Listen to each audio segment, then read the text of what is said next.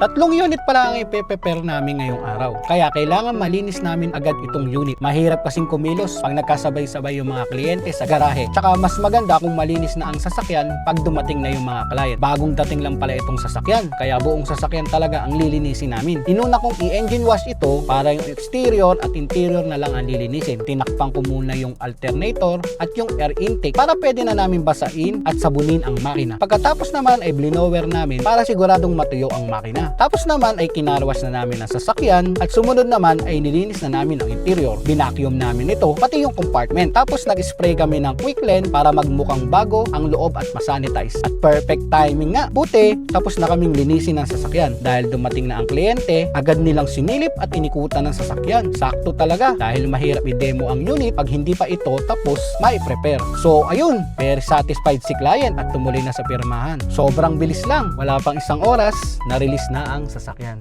Hi, I'm Perlita Cortez, isa sa mga agent ng Car or As Auto Trade. Sa mga gusto po mag-apply ng auto loan, message nyo lang po sa Facebook account ko and contact lang po sa aking number. Don't forget to like and share and subscribe sa aming mga social media account.